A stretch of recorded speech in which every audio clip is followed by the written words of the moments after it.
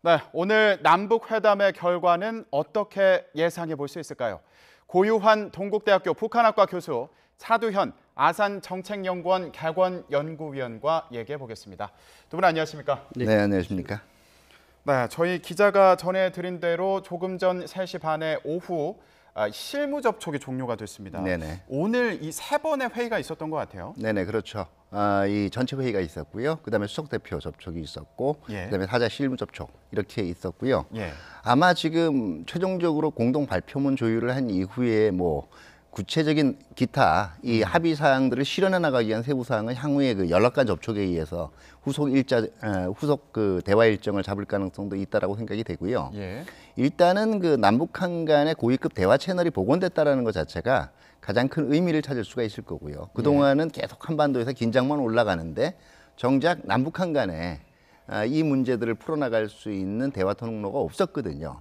이게 다시 개설됐다는 데 의미를 찾을 수가 있을 것이고, 두 번째는 저도 좀 놀랐어요. 그 사실 북한이 작년 연말까지만 해도 평창에 과연 올 수 있을까 대표단이 했는데, 그 전격적으로 김정일 위원장 그 신년사를 통해서 이 참가 의향을 비췄고, 이번에 그 전반적으로 회담 돌아가는 걸로 봐서는 북한 대표단 참가가 상당히 가능성이 높아진, 뭐 어떻게 보면 온다라고 봐도 좋을 정도로까지 그래도 의견 절충이 이루어지지 않았겠냐 이렇게 기대해 봅니다. 네, 지금 실무 접촉까지 종료가 됐다 그러면은 어느 정도 협의가 많이 이루어진 상황이다 이렇게 볼 수 있는 건가요? 그렇죠. 근데 제 의제 자체가 워낙 많고, 우리 측에서 얘기한 거는 사실 평창올림픽뿐만 아니라 군사회담 문제도 있고, 한반도에서 긴장 완화, 그다음에 비핵화 필요성 이런 것까지 포괄적으로 논의를 했고, 북한은 이걸 듣기만 했거든요. 이게 아마 공동 발표문 안에 포함이 되지 않을 것이고, 제가 보기에는 평창올림픽에 참가하기로 이제 대표단을 파견하기로 했다는 원칙들, 그다음에 구체적으로 후속적으로 대화를 이어나가는 그 이 채널 운영 방안들, 네. 뭐 이런 것들에 대해서 얘기가 될 가능성이 크고, 제가 보기엔 대표단 규모라든가 이런 세부 사항까지 오늘 다 발표 내용에 포함될 것 같지는 않아요. 그러니까 큰 틀의 논의가 있었던 거 아니냐 이렇게 보시는 거고요. 자, 제가 궁금했던 게 오전에 처음 나왔던 내용이요. 남북 공동 보도문 초안을 교환했다 이런 내용이 전해졌습니다. 네. 이 공동 보도문이라는 게 뭔지 짚어봤으면 좋겠습니다. 그것이 아마 합의문 형태일 겁니다. 합의문을 어떤 형태로 발표를 하느냐는 부분인데, 공동 보도문을 교환했다는 것은 오늘 합의 내용은 공동 보도문 형태로 합의 내용을 발표할 가능성이 있다는 것이죠. 예. 물론 이제 뭐 구체적으로 합의는 합의대로 하고 공동 보도문을 낼 가능성도 있지만, 대체로 이제 그 공동 보도문이라고 했을 때는 오늘 회의 결과에 합의 내용을 담는 내용이라고 볼 수 있고, 또 초안을 교환했다는 것은 어느 정도 오늘 타결할 가능성이 높다는 차원에서 상호 간에 수용하기 쉬운 문제 중심으로 공동 보도문을 만들고 이제 교환한 것으로 그렇게 이해가 됩니다. 네. 대체적으로 그동안 이제 국가나 이제 체제들끼리 회담을 할 때 그 이 공동 성명 형태로 발표가 되거나 공동 선언 형태로 발표가 되면 이건 좀 구속력 있는 합의라고 볼 수가 있고요.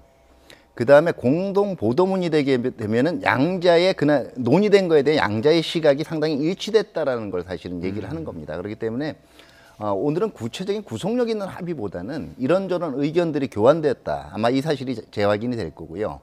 두 번째는 아마 뭐 완전히 오늘 이번에 참가한다라는 선언이 들어가지 않더라도 상당히 그 북한 대표단 그 이 참가에 대해서 의견을 같이 했다. 뭐 이런 정도의 내용들까지는 들어갈 수가 있을 거고요. 어쨌든 공동 보도문까지 초안이 왔다 갔다 했다라는 것 자체는 평창올림픽에 있어서 북한 대표단 참가의 그 아까도 말씀드렸지만 가능성을 한 발 더 진전이 됐다라고 봐야겠죠. 오전 중에 이걸 교환하고 오후에는 이걸 좀 더 구체적으로 논의하는 과정을 거쳤다 이렇게 보면 되겠죠. 그렇죠. 예. 그러면 오늘 좀 놀라웠던 게 북한의 어떤 평창 올림픽에 대한 태도가 굉장히 전향적이다 이런 생각이 들었습니다. 네. 그 파견과 관련해서 공동 응원단 그리고 예술단까지 파견하겠다 이런 얘기가 있었습니다. 이미 그 신년사에서 그 평창 동계 올림픽 참가를 사실상 그 결정한 내용을 그 지금 이제 실무적으로 협의 과정에 있다 이렇게 봐야 될 것입니다. 왜냐하면 북한의 이제 최고 지도자가 공개적으로 그 평창 올림픽 참가를 위한 대표단 파견 문제를 논의하기 위해서 시급히 당국 대화를 하자 했다는 것은 참가를 전제로 대화를 하자는 얘기가 되겠죠. 예. 그렇기 때문에 지금은 북한이 적극적인 자세를 가지고 그 회담에 응하고 있기 때문에 그 평창과 한정에서 볼 때는 합의가 거의 됐다고도 볼 수 있을 거고요. 다만 이제 그 절차 문제, 규모 문제, 또 거기에 따르는 어떤 지원 문제 이런 것들이 이제 세부적으로 이제 논의가 될 가능성이 있는데 그런 의미에서 보면 이제 북한이 아주 대규모 대표단을 보낼 예정인 것 같아요. 예. 뭐 고위 대표단 또 그 민족 올림픽 대표단, 선수단, 또 응원단, 뭐 예술단, 참관단, 태권도 시범단, 기자단 이 엄청 많은 그 조직들을 이제 동원할 예정인 걸로 볼 때 예. 이전에 어떤 그 체육 행사보다도 많은 지금 대표단을 보낼 예정인데 그만큼 자신감을 갖고 이번에 나오겠다는 그런 뜻인 것 같습니다. 그러면 구체적으로 누가 오게 될지 좀 예측을 해보도록 네. 하겠습니다. 예술단 얘기를 하면 이 모란봉 악단이 떠오르는데 네. 북한의 걸그룹이다 이런 얘기도 있더라고요. 네, 그렇죠. 그동안 이제 뭐 상당히 그 미모라든가 아니면은 음악 그 가창 능력 자체도 상당히 뛰어나다고 되어 있고요.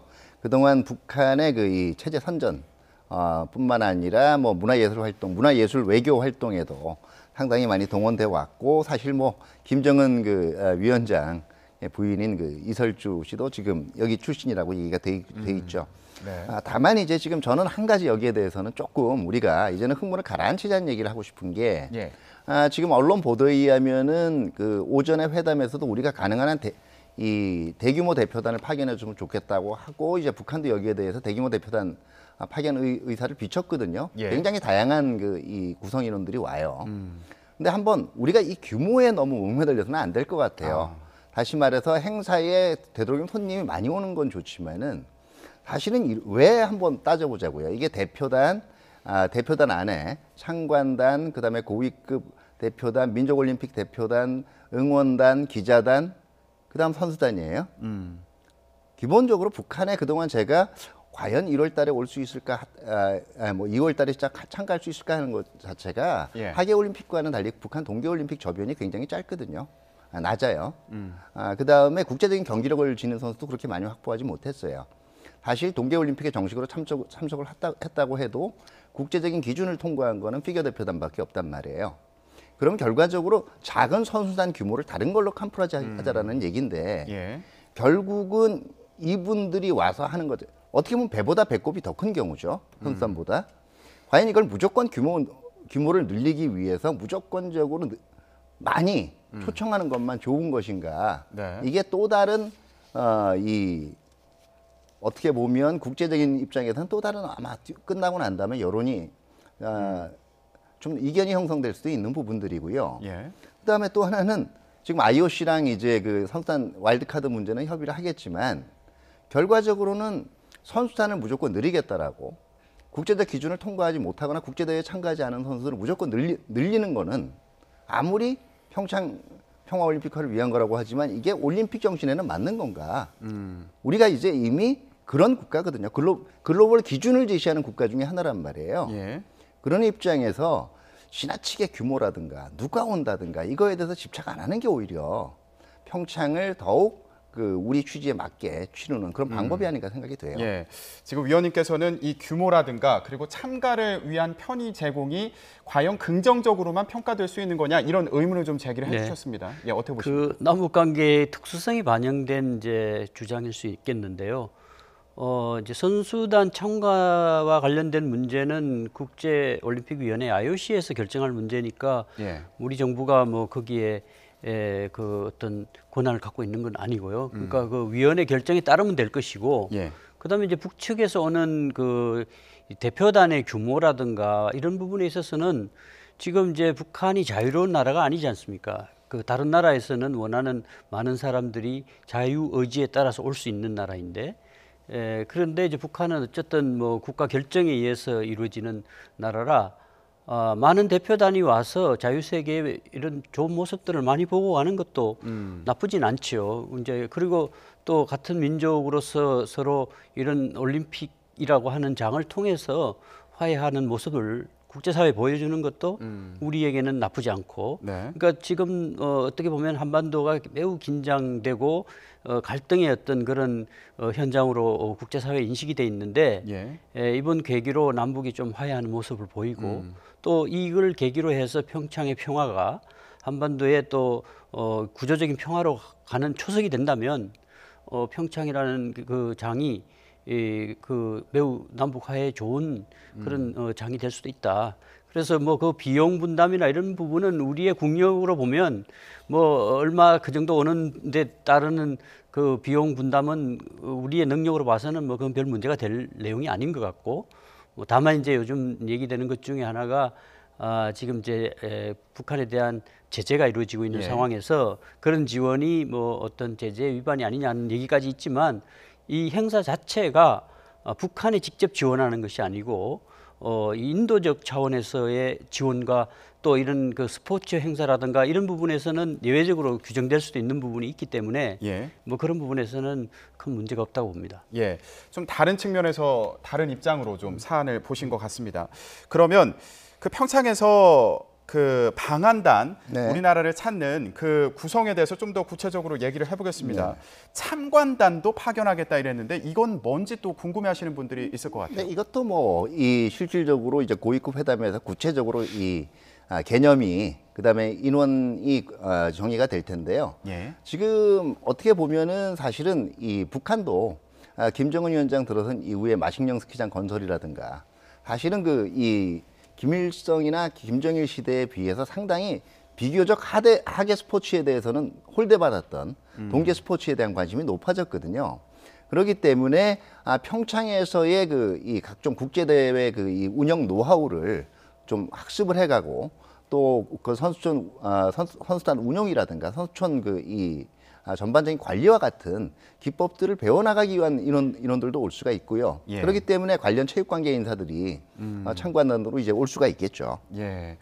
그러면 저는 이 기자단을 대규모로 파견하겠다 이 얘기도 좀 인상적이었던 게 대대적으로 그 북한 내부에서도 이 평창 동계올림픽에 참가하는 것을 홍보하겠다, 선전하겠다 이런 얘기로도 들리더라고요.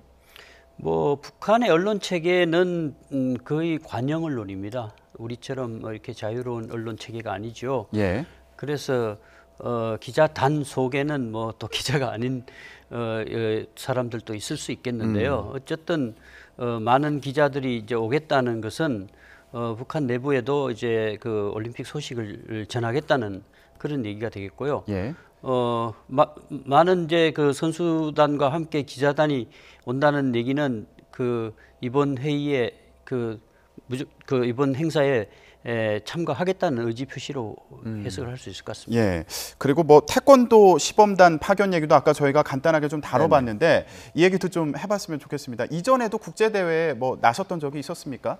그 시범단들은 파견이 됐는데 이번 같은 경우에는 사실은 전형적으로 제가 보기에는 이게 선수단 규모를 너무 늘리기가 힘드니까 거기에 대한 보충적 혐의로 지금 보충적인 그 이 의미로 태권도 시범단도 참가한다는 것 같거든요. 뭐 나름대로는 그 흥미가 있을 거예요. 왜냐하면 이제 북한의 태권도는 사실은 우리 태권도에 비해서 스포츠보다는 무술에 훨씬 더 가까워요.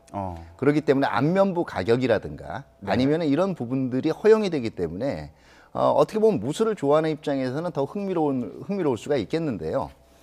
이것도 전반적으로 제가 아까 규모 문제를 말씀드린 거는 사실은 비용의 문제 이런 문제도 중요하지만은요. 일단 규모를 아주 대규모로 한다라고 얘기를 했단 말이에요. 그런 다음에 실질적으로 실무 협의를 해나가는 과정에서 그 규모를 그대로 유지해야 된다. 일단 이 정도 오기로 약속했기 때문에 이 규모는 그대로 불러와야 된다라는 그 규모 유지의 강박관념에 빠지게 되면 우리가 충분히 자유로운 상태에서 대화를 진행할 수가 없어요. 금연에 집착하지 말라는 얘기입니다. 그러니까 합의되는 규모가 어디든 저기의 사정에 맞게 전반적인 우리의 원칙에 맞게 규정되면 되는 거고요. 비용 문제는 제가 보기에는 사실은 지금 평창올림픽 뭐 한 2만 명이 오지 않는다는 이상 이 인원의 체류 비용을 지원했다라고 해서 그게 국제적으로 제재 원칙에 어긋나고 이런 말을 들을 건 아니라고 봐요. 다만 고위급 대표단 안에 기존의 국제 제재나 아니면 우리가 그 단독 제재로 발표한 인물들이 있어요. 이분들 같은 경우에 어차피 북한의 최고위급 인사기 들이기 때문에 남북한 간의 본격적인 정치 군사 긴장 완화를 위한 대화가 되게 되면 초청 안 할 도리가 없고 예. 그걸 초청하는 걸 가지고 뭐라 그럴 수는 없을 거예요. 그 자체가 긴장 완화 그거니까요. 예. 그러나 올림픽에 있어서 평창 올림픽의 평화 못지않게 우리가 추구해온 게 비핵화와 한반도 안정 아닙니까? 그 원칙 하에서 나왔다면 이번 평창 올림픽 대회 고위급 대표단에는 이분들은 조금 자제되는 게 맞는 것 같아요. 제가 보기에는. 그러니까 결국 내용과 또 앞으로 어떤 계기가 될 것인지 이게 중요하다 이런 말씀으로 들리는데 안 그래도 우리 측에서 오늘 북측에 제안한 내용을 보면 군사회담을 개최하자 이런 얘기가 있었습니다. 이건 어떤 배경이 있다고 봐야 될까요? 이미 그 문재인 정부 출범 이후에 지난해 7월 달에 베를린 구상을 발표할 때 군사 분계선에서의 우발적 충돌 방지를 위한 군사 당국자 회담을 제안했고 또 이산가족 상봉을 위한 적십자 회담을 제안한 바가 있습니다. 예. 그 두 회담 제안에 대해서 북한이 현재까지 호응하지 않았었거든요. 그래서 이번에 이제 계기가 됐기 때문에 우리가 기존에 이제 제안했던 내용을 재확인한 것이죠. 네, 그래서 이제 앞으로 구체적으로 이번 그 올림픽 참가와 관련된 문제뿐만 아니라 예. 남북 간 상호 관심사를 논의할 때 이제 의제화 될 수 있는 그런 주제를 우리도 제기했다 이렇게 예. 볼 수 있겠습니다. 지금 이것뿐만 아니고요. 한반도 긴장을 고조시키는 행동을 상호 중단하자 조속한 비핵화를 위한 대화 재개가 필요하다 이런 얘기도 있었습니다. 네. 예, 어떻게 들으셨습니까? 그러니까 전반적으로 이제 우리 정부의 그 동안의 정책 방향은 평창 올림픽을 평화 올림픽으로 이 개최를 하고 이걸 한반도 전체의 긴장 완화하고 나아가서는 평화로운 비핵화를 위한 계기로 적극적으로 활용을 한다. 네. 또 보다 더 나아가서는 이게 이 도쿄 올림픽이라든가 아니면 그 이제 베이징 동계 올림픽으로 이어지는 동아시아 전체의 이 평화 스포츠 재전의 출발점으로 만들겠다라는 거기 때문에 당연히 이제 한반도 긴장 완화하고 비핵화 문제는 제기를 할 수는 있을 거예요. 근데 북한은 지금 여기에 대해서는 아마 이걸 이번 회담에서 주의제로 다루려고 하지는 않을 거고요. 오히려 이 회담들은 나중에 평창 관련 협의가 마무리 단계에 이르렀을 때 그리고 평창 올림픽 이후에 실질적으로 남북한 간의 대화가 개설될 때 북한이 더 적극적으로 들고 나올 수 있는 들고 나올 가능성은 있는데요. 예. 이럴 경우에 북한의 의제가 좀 달라질 거예요. 연합연수훈련의 완전 중단이라든가 이런 문제고 북한이 이 비핵화 대화 재개 문제들 그다음에 긴장 조절을 위한 긴장을 완화하기 위한 군사적인 조치와 관련된 문제들은 그동안 북한의 기본 입장은요. 사실은 이거는 그 북한과 미국 간의 문제라는 게 기본 입장이었기 때문에 여기에 대해서 어느 정도 관심을 보이느냐가 실질적으로 북한이 정말 지금 평창과 관련해서 취하고 있는 제스처가 단순한 평화 공세냐 아니면 실제로 평양이 꽤 많이 바뀐 거냐 인식이 한국에 대한 이거를 또 판단할 수 있는 근거가 되기도 해요. 진정성을 가늠해 볼 수 있는 잣대가 될 것 그렇죠. 같다 이런 네네. 말씀이신데 오늘은 이거 관련해서 입장이 나온 건 아니죠 아직 북한에서? 네, 제가 보기에는 이거 관련해서 조기의 입장 나오긴 조금 힘들 거예요. 예, 좀 기다려봐야 이 부분은 관심 있게 봐야 할 부분인데요. 긴장을 조성하는 행동하지 말라는 것과 비핵화 대화를 하자는 주장은 지금까지 남북 관계가 10여 년 동안 단절됐던 주된 배경이 거기 있다는 거고 예. 그다음에 이제 남측이 취한 여러 조치도 그것과 관련이 있다는 겁니다. 그렇기 때문에 북한이 그거와 분리해서 남측이 들어주기 어려운 의제들을 제기하는 것을 아마 견제하는 의미도 있을 겁니다. 그것이 서로 맞물려 있는 부분이거든요. 긴장 조성 회의와 관련해서 오이사 조치가 이루어졌고, 그다음에 이제 군사적으로 무력을 사용해서 금강산 관광이 중단되고, 그 이후에도 이제 제재 이런 문제와 관련해서 핵 미사일 고도화 차원에서 그거에 대한 제재 차원에서 이루어진 것이 이제 개성공단 중단이거든요. 예. 그래서 그런 문제를 제기할 경우는 결국은 그런 모든 문제들이 북한의 그런 긴장 조성 행위와 연관이 있다는 거죠. 예. 그리고 이제 제재 부분은 비핵화와 관련이 있고, 그래서 이제 원론적 수준이지만 그런 우리의 주장은 북한에 대해서 여러 가지 다목적적인 의미를 갖고 던진 화두라고 볼 수 있겠습니다. 지금 아직까지는 남북의 입장이 서로 다른 상황인 것으로 보이는데 어떻게 진척이 되는지 좀 지켜보도록 하겠습니다. 예, 다만 포괄적인 예. 입장에서는 이거 던져볼 필요는 있어요. 왜냐하면 사실은 평창올림픽 지금 회담의 출발점이 된 김정은 위원장 신년사에서요. 평창 전에 얘기한 게 남북한 간의 긴장이 고조된 게 사실은 그 한국 정부가 미국하고의 공조 속에서 계속 그 이 대북 압박 책동을 계속했기 때문에 남북한 긴장이 고조됐다고 얘기했거든요. 예. 지금 오늘 회담에서 나온 얘기는 굉장히 예의 바르지만 사실은 그거 북한 측의 문제 있어라고 얘기한 거나 마찬가지예요. 알겠습니다.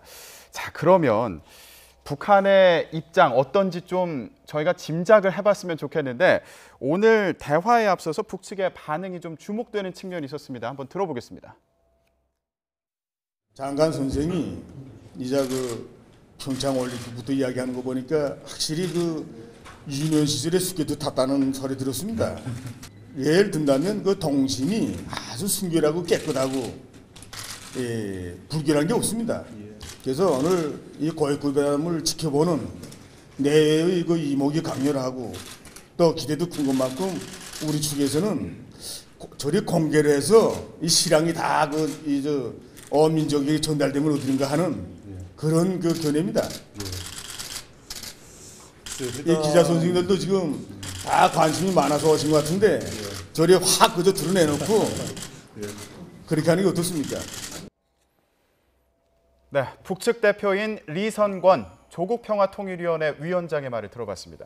저는 좀 인상적이었던 게 조명균 통일부 장관이 어릴 때 스케이트를 탔다 이 얘기를 하는 게 좀 인상적이더라고요. 미리 좀 준비를 했던 것 같기도 하고요.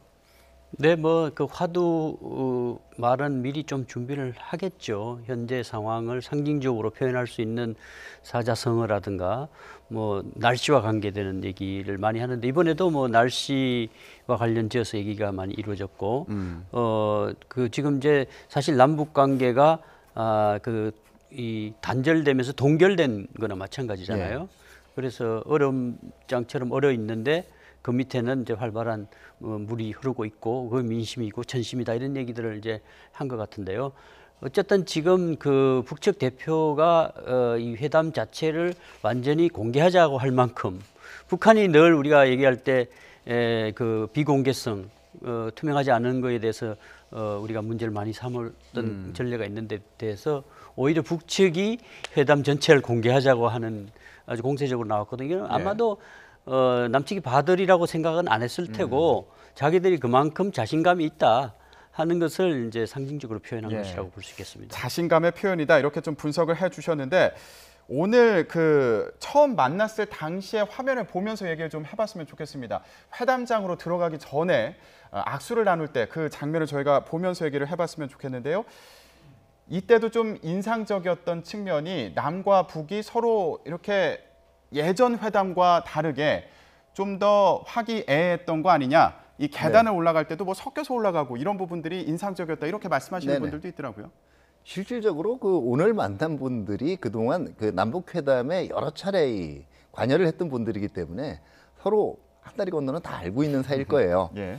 그만큼 우리 쪽도 그 남북 회담에 상당히 경력이 많고 탄탄한 커리어를 가진 분들이 같지만 북한 입장에서 나름대로 남북 회담과 관련된 대표 선수들을 다 보낸 거예요. 리성권 위원장도 그런 케이스고, 그다음에 전정수 그 조평통 부위원장 같은 경우에는 이게 전인철 전 북한 외교부 부부장 아들이고요. 북일 수교 회담에 임하기도 했던 대표적인 외교통입니다. 북한과 일본이요. 그다음에 이제 황충성 조평통 부장 같은 경우에는 그 남북 경협, 특히 그 금강산 사업이나 개성공단 관련해 가지고 협의를 했어요. 그렇기 때문에 이거 남북 경협 그 협상에 능한 경우고요. 원기로 체육성 부상, 우리로 치면은 체육부 차관이죠. 이 전형적인 북한의 스포츠 외교 담당이에요. 그렇기 때문에 사실 서로를 잘 알고 있다라고 봐야 되겠고요. 이미 서로 또 이미지 트레이닝도 굉장히 많이 했을 겁니다. 그 다음에 전반적인 그 분위기 자체가 기존의 긴장이 고조됐을 때 이 문제를 해결하기 위해서 만나는 게 아니라 지금 사실은 평창올림픽 참가 문제를 가지고 전반적으로 긴장이 풀어지는 추세 속에서 만났기 때문에 그만큼 좋은 분위기를 연출해낼 수가 있었던 거죠. 예, 일단은 화기애애한 분위기였다 이런 평가가 지금까지 나오고 있는데 북한이 실제로 무슨 생각을 하고 있는 건지 좀 더 얘기를 해보도록 하겠습니다. 리성권 위원장 자기 조카 얘기를 꺼내기도 했는데요. 무슨 말이 하고 싶었던 걸까요? 내려오면서 조명훈 장관 선생한테 뭘 말할까 하고 생각해봤는데 제가 특별히 고아하는 조카가 있습니다. 설날에 만나는데 아이고 올해 자기가 대학 간다는 게입니다. 벌써 대학에 가? 그 조카가 2000년 6월 달에 출생했습니다. 그래서 특별히 제가 걔는 벌써 18년이 됐구나. 강산이 변한다는 10년이 2번씩이나 벌써 지났으니까 이거 얼마나 많은 세월이 흘렀습니까? 뒤돌아보면은 6.15 시대 그 모든 것이 다 기중하고 그리운 것이었고 생각해보면 참으로 아쉬운 시간이었습니다. 네, 2000년 6월 달에 태어난 자기 조카 얘기를 꺼냈습니다. 그런데 네. 참 공교롭다는 생각이 들었던 게 6.15 선언에 대해서 또 얘기를 했어요. 네. 남북 관계에 큰 획을 그었던 그 사건이 이 6.15라고 볼 수 있습니다. 이전에 6.15 이전의 시대와 6.15 이후의 시대는 시대가 패러다임이 바뀌는 의미가 있다고 볼 수 있습니다. 그 이전에는 대립 갈등의 시대였다면 6.15를 통해서 어쨌든 화해 협력 시대로 시대 규정을 이제 다시 할 수 있을 만큼 남과 북이 그 여러 가지 문제에 대해서 이제 합의를 하고 원칙적으로 남북 관계를 자주적으로 이 화해 협력을 진정시켜 나가자. 네. 이런 합의를 했고 그 합의에 따라서 많은 일들이 이루어졌죠. 그리고 이제 그것이 2007년 14 선언으로 이어졌죠. 그 이제 일바 실천 강령이라고 부르기도 하는데요. 예. 6.15가 이제 기본 틀을 마련하고 구체적인 그 실천적 여러 합의들 한 45개 정도 되는 여러 내용들을 합의를 했었는데요. 예. 그게 이제 남측에서 정권 바뀌면서 그동안 이제 이행이 되지 못했죠. 그러니까 북도 강산이 2번 바뀌는 이런 시기가 됐음에도 불구하고 큰 진전을 이룩하지 못했다는 데 대한 이제 불만의 표시로 6.15 시대가 그립다. 이렇게 얘기를 한 것으로 봐야겠죠. 그러니까 그간 남과 북이 서로 너무 오랫동안 단절돼 있었던 거 아니냐 이런 의미가 있다고 보면 될까요? 그렇죠. 근본적으로 이런 기존의 합의들이 제대로 이행이 되지 못하고 때로는 이제 각 행정부마다 굉장히 이제 서로 결이 다른 이 합의 이행과 관련된 정책들이 나왔거든요. 그러다 보니까 사실은 우리도 북한을 믿지 못하고 예. 거꾸로 북한의 입장에서도 남북한 간의 기존에 있었던 합의에 대해서 우리 측에 그동안 진행됐던 것들을 보면 우리가 뭔 약속을 해도 당장 이걸 믿을 수 있을까 하는 반응이 나올 수밖에 없는 거예요. 그게 남북한 관계의 지금 현실입니다. 상호 불신이 너무 컸던 거죠. 예. 자, 그렇다면 남과 북 이번 회담에서 마음이 얼마나 통할지도 참 중요해 보이는데 이번 회담을 시작하면서 남북이 주고받은 말에 겹치는 부분이 있었습니다. 무슨 말이었을까요? 들어보겠습니다. 예로부터 민심과 대세가 합쳐지면 촌심이라고 했습니다. 이 촌심에 받들려서 오늘 이 북남 고위급 회담이 마련됐다고 저는 생각하고 있습니다. 큰 기대를 걸고 있는 온 교례에게 새해 첫 선물, 또 값비싼 결과물을 드리는 게 어떠한가 하는 생각을 가지고 이 자리에 나왔습니다.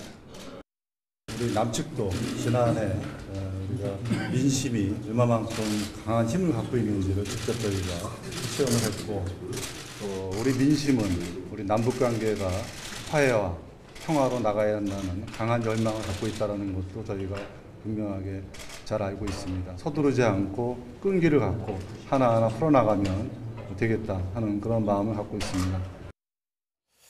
네, 남과 북이 함께 썼던 말 바로 민심이었습니다. 어떻게 들으셨습니까? 네, 북한은 뭐 주체 사상 자체가 사람 중심의 사상이라고 얘기를 했고 또 민심과 대세가 결합되면 이제 천심이라고 얘기를 했는데요. 우리도 지금 문재인 대통령의 경우는 이제 촛불 혁명을 통해서 탄생된 정부이고 또 사람이 먼저라고 하는 키워드를 늘 국정 철학의 기초로 두고 있는데요. 네. 어쨌든 민심을 거슬러는 그런 그 상부 권력층들의 어떤 권력 싸움이나 이런 그 남북 화해 협력에 반하는 그런 활동을 해서는 안 된다는 아마 그런 뜻일 수도 있을 것 같은데요. 예. 어쨌든 그 민심을 반영해서 화해 협력을 바라는 그런 민심을 반영해서 앞으로 잘해보자 이런 의미인 것 같습니다. 알겠습니다. 네, 근데 미묘하게 그 뉘앙스 차이도 있어요. 사실 우리가 민심이라고 얘기할 때는 아래로부터의 의지입니다. 예, 그게 바로 민초죠. 근데 분명히 그 사람 중심의 사상이라고 하자면 주체 사상의 민심은요, 근본적으로 수령의 의지가 그 주민들에게, 인민들에게 반영된 거예요. 예. 위로부터의 의지입니다. 같아 보이지만 결국에 다른 얘기를 하고 있는 거 아니냐 이런 말씀으로도 들리는데 오늘 회담에서 남과 북이 결국 마음을 맞출 수 있을지 지켜보겠습니다. 남북 회담 관련 상황은 들어오는 대로 저희가 계속 전해드리기로 하고요. 다음 주제로 넘어가 보겠습니다. 오늘은 이 주제도 관심을 끌고 있는데요. 무슨 일인지 보고 오겠습니다. 영어 왜 배우시는 거예요? 나 마지막으로 한 번만 도와줄 수 없겠냐?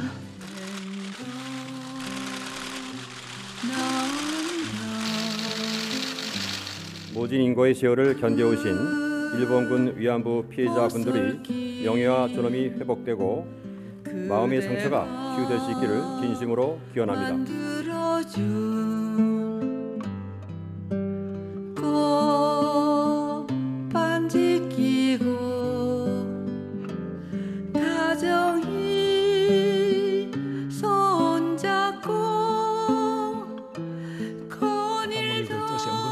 합의를 일본하고 하게 돼서 죄송스럽다는 사과 말씀을. Will you testify? Yes, I can speak.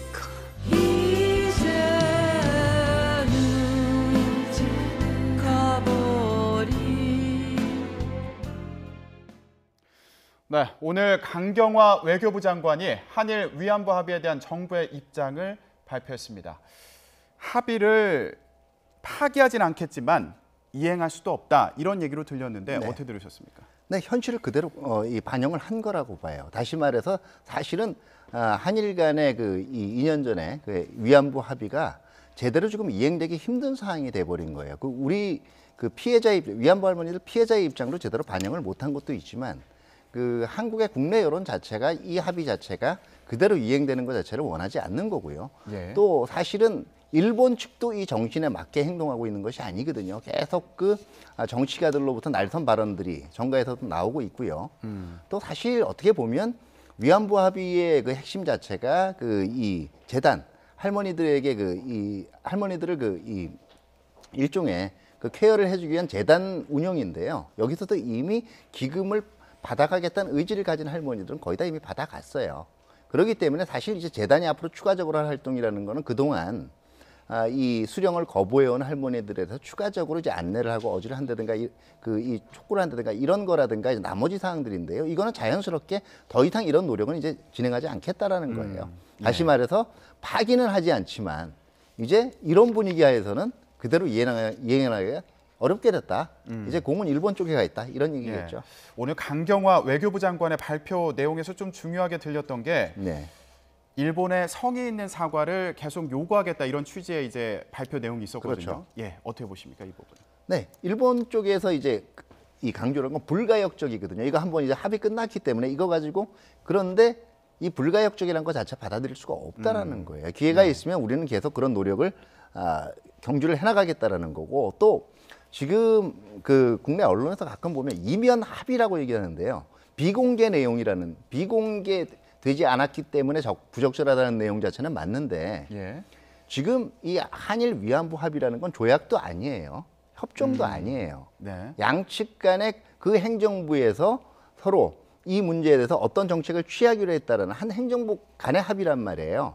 그렇기 때문에 여기에 대해서 불가역적이라고 얘기하고 거기서 공개되지 않은 부분들을 약속을 한 거니까 지키라고 얘기하는 일본의 태도도 분명히 문제가 있죠. 아, 네네. 그렇다면 일본의 앞으로 반응이 또 궁금하기도 한데 이게 평창 동계올림픽을 통해서 일본의 어떤 불만이나 이런 것들이 표출될 수도 있다 이런 얘기도 있더라고요. 네, 그 뭐 평창에 대해서 결국 일본이 평창 동계올림픽 관련해 가지고 나오게 되는 거는 이제 북한 문제에 대해서 날선 비난을 한다든가 일본 대표단 규모 자체와 관련된 것들인데 예. 일본도 그 정도로 어리석지는 않을 겁니다. 사실 일본이 이걸 강력하게 합의가 됐는데 왜 어기냐라고 얘기하는 것도 저쪽의 외교적인 기법인 거고요. 그걸 적절하게 지나치게 양국 관계의 갈등이 크지 않은 상태에서 받아치는 것도 우리의 외교력이에요. 그렇기 때문에 지금 결과적으로 위안부 문제하고 다른 사안들을 지금 투 트랙으로 동시에 가자라고 얘기하는 것도 그런 취지입니다. 예. 그러면 2015년에 이제 합의를 하면서 일본에서 10억 엔을 우리 정부가 받지 않았습니까? 네. 이거를 이제 돌려주겠다 이렇게 얘기를 한 건데, 그러니까 우리 정부의 예산으로 이 돈을 채우겠다 이렇게 했습니다. 돌려주겠다라고 얘기한 건 아니지만 가져가라는 거나 마찬가지죠. 그 돈 안 받겠으니까 이거는 우리 국내 정서상 우리 예산으로 채우겠다. 그럼 결과적으로는 이 돈은 공중에 떠버리는 게 아니에요. 그러니까 일본이 가져가겠다는 의사를 표명을 하지 않으면 예. 국제적인 기관에 공탁하든지 해야 되는데 그 절차들은 이제 한일 간의 외교적인 합의에 달려 있는 거죠. 어떤 가능성이 있습니까? 어떤 방법이 있는 거죠? 뭐 가장 큰 거는 국제적으로 기관을 하나 지정을 해가지고 여기에 대해서 이 예탁을 하는 형태를 취하거나요. 예. 아니면 한일 간의 기타 이제 우리가 계속 안 찾아가고 있으면 가지고 있다가 다른 어떤 분야에서 합의가 이루어졌을 때 이 기금을 활용하는 방안도 있는데 이것도 어느 하나 일본의 명백한 동의가 없으면 사실 사용할 수가 없어요. 예. 이 문제도 앞으로 좀 골치 아플 소지가 큽니다. 예, 알겠습니다. 결국 중요한 건 일본의 성의 있는 사과가 아니겠나 이런 생각을 하게 되는 시간이었습니다. 네, 오늘 말씀 여기까지 듣겠습니다. 두 분 고맙습니다. 네, 감사합니다.